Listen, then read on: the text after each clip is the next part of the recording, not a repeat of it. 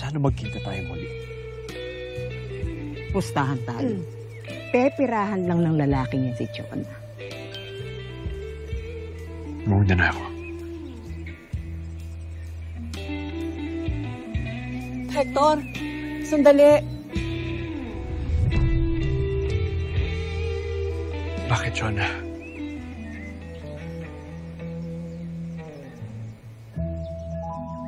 Sa totoo lang, kailangan ko talaga ng makakatulong sa pag-aalaga ng lupa. Gusto mo, ikaw na lang? Ganun.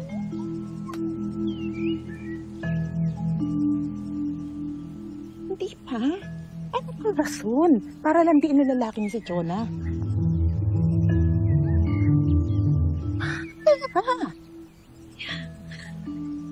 Magsama silang parehong maasim.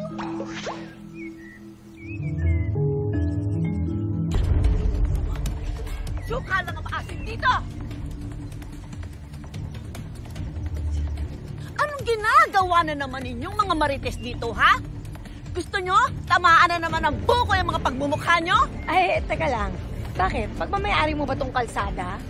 Ang huling pagkakaalala ko, public space ito. Lumayas kayo dito!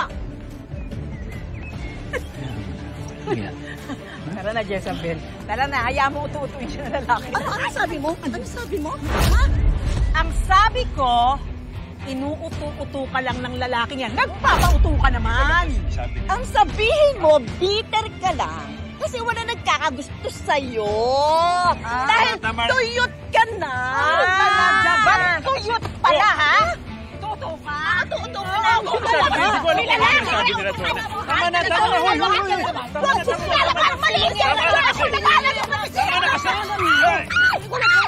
Tama na kasi. Tumigil ka, tumigil ka.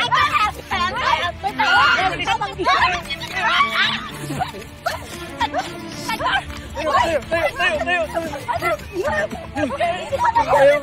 tayo. Ayan. Tama na. Ha? Okay ka lang? Okay ka lang? Oo, sakit. Medyo patuloy. Sakit sa'yo. Ha? Oo. Umalis na kasi kayo. Ayaw naman akin dito! Dalian nyo na.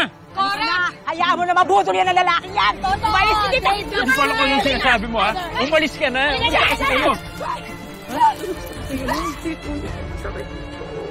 Kawawa ka naman.